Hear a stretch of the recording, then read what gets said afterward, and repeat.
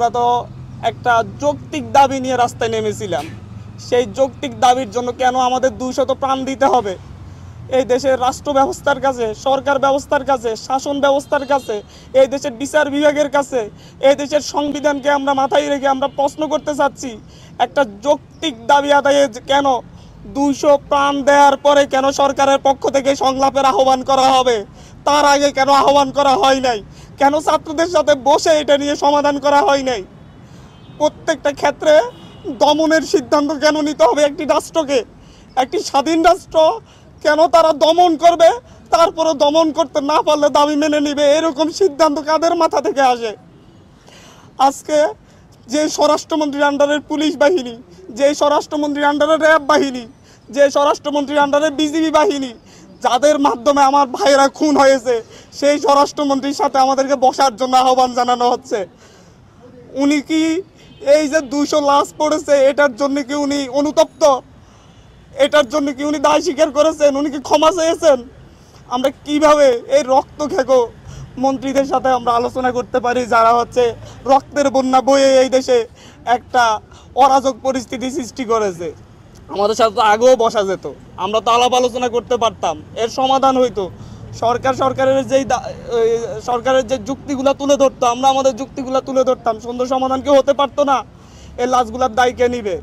আজকে এখানে আপনাদের কাছে দাঁড়িয়েছি অবিলম্বে আমাদের ভাইদের, যাদেরকে গুম করা হয়েছে, যাদের আমরা খোঁজ পাচ্ছি না, তাদের অবিলম্বে সন্ধান দিতে হবে।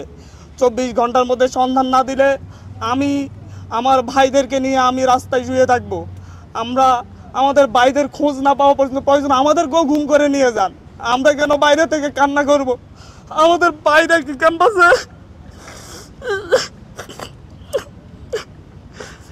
তাদের বাবা মা কি কান্না করতেছে না বাসায় বাসায়? এরকম অরাজক পরিস্থিতি তৈরি করে কেন আমাদের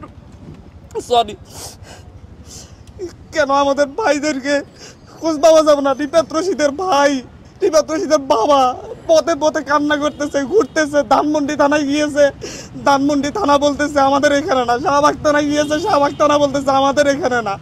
নিউ মার্কেট থানায় পাঠাচ্ছে, নিউ মার্কেট থানা বলতেছে আমাদের এখানে না। তাহলে কোথায় পাবে রিফাত রশিদকে? আমার একটা জুনিয়র ছোট ভাই, ওকে গুম করে দিতে হবে কেন আপনাদেরকে? রেসিডেন্সিয়ালের একটা 16-17 বছরের ছেলেকে গুলি করে মেরে বেড়া হয়েছে। পুলিশ বাহিনীর সাথে, র্যাবের সাথে, ডিজিএফআইয়ের সাথে লাঠি নিয়ে, অস্ত্র শস্ত্র নিয়ে, সাদা পোশাকে ছাত্রলীগ যুবলীগ কেন হামলা করবে? বাংলাদেশের পুলিশ বাহিনী, বিজিবি, এরা কি এতটা অপদার্থ হয়ে গিয়েছে যে আপনাদের সশস্ত্র গুন্ডা বাহিনীকে লাগবে আমাদের ভাইদেরকে নিধন করার জন্য?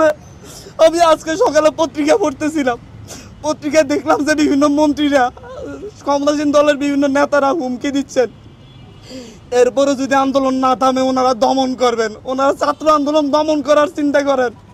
ওনারা ভুলে যাচ্ছেন 1952 সালে দমন করতে গিয়ে পাকিস্তানি হানাদাররা ব্যর্থ হয়েছে, 69-এ ব্যর্থ হয়েছে, 64-তে ব্যর্থ হয়েছে, 66-তে ব্যর্থ হয়েছে। ওনারা কিভাবে সফল হবেন? ওনাদেরকে এখনো বলবো, আমাদের প্রতিটা ক্যাম্পাসে নিরাপত্তা নিশ্চিত করুন, আমাদের ভাইদেরকে ছেড়ে দিন। আমি নিজে আতঙ্কিত। আমি এখানে এসেছি আমার জীবনের মায়া নিয়ে, আশপাশে ডিজিএফআই, ডিবির লোকজন ঘুরে বেড়া করতেছে। আপনাদের এখান থেকে উঠে যাওয়ার পর হয়তো আমারও আর খোঁজ পাওয়া যাবে না। এভাবে একটা সভ্য রাষ্ট্র চলতে পারে না, এভাবে কোনো স্বাধীন রাষ্ট্র চলতে পারে না। আমরা